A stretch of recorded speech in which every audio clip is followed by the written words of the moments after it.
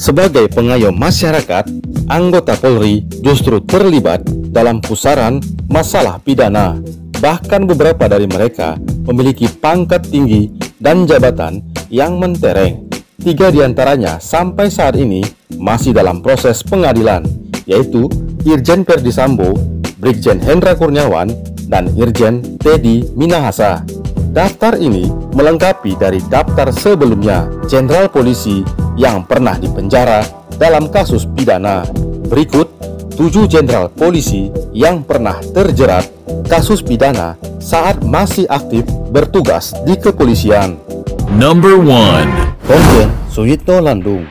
Komjen Suyitno Landung menjabat sebagai Kepala Bareskrim Polri pada tahun 2004 sampai 2005. Dia menjadi tersangka suap dan korupsi setelah menerima mobil Nissan dan Trail tipe ST atau standar senilai 247 juta rupiah dari Andrian Woworuntu, tersangka kasus pembobolan Bank BNI. Pada tahun 2006, Komjen Suyitno Landung divonis hukuman 1 tahun penjara. Komjen Suyitno juga didenda 50 juta rupiah subsidiar 6 bulan kurungan. Ia terbukti membantu Andrian Woworuntu melarikan diri atau kabur saat masih dalam penyelidikan. Number 2. Brigjen Samuel Ismoko. Brigjen Samuel Ismoko menjadi tersangka bersamaan dengan Komjen Suyitno Landung dalam kasus penyalahgunaan jabatan dan suap terkait LC fiktif Bank BNI.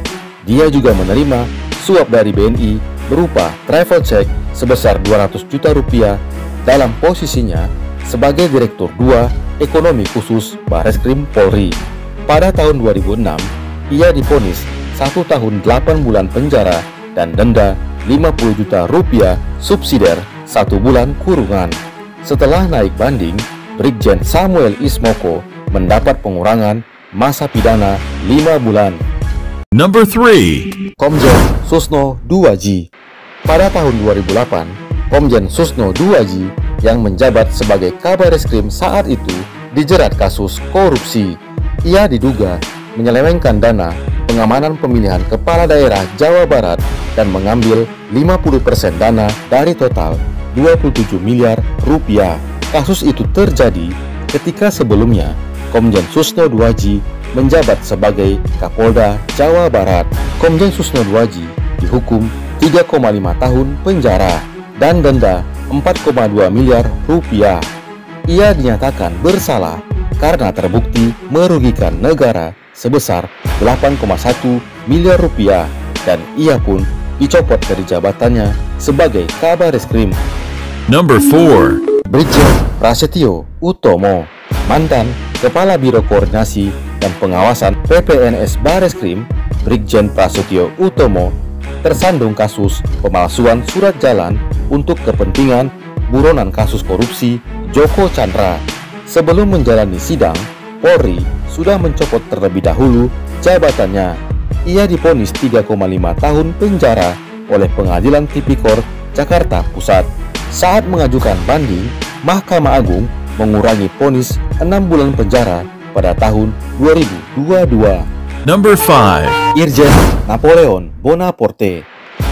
Kasus korupsi hak tagih Bank Bali Joko Chandra juga menyeret Irjen Napoleon Bonaporte yang saat itu menjabat sebagai Kepala Divisi Hubungan Internasional Polri.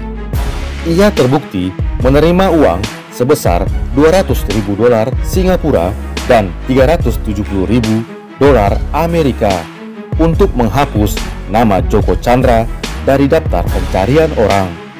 Irjen Napoleon Bonaporte divonis 4 tahun penjara, denda 100 juta rupiah, subsidiar 6 bulan kurungan oleh Majelis Hakim Pengadilan Tindak Pidana Korupsi pada Maret 2021. Number 6.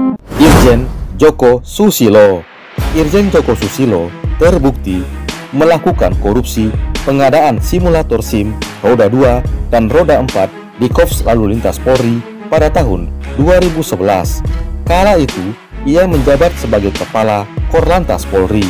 Adapun kerugian yang diderita negara akibat kasus ini adalah 121 miliar rupiah. KPK menyita aset Irjen Joko Susilo sekitar 40 buah mulai dari harta bergerak maupun tidak bergerak.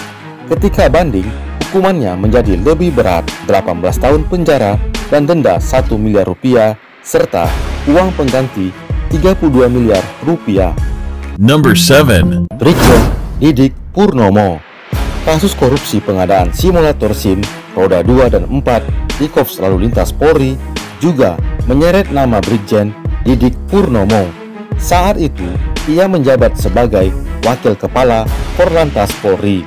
Ia menerima uang sebesar 50 juta rupiah dari Sukoco Sastronegoro, Direktur PT Inovasi Teknologi Indonesia. Brigjen Didik Purnomo divonis 5 tahun penjara serta denda 250 juta rupiah subsidiar 6 bulan kurungan pada tahun 2015.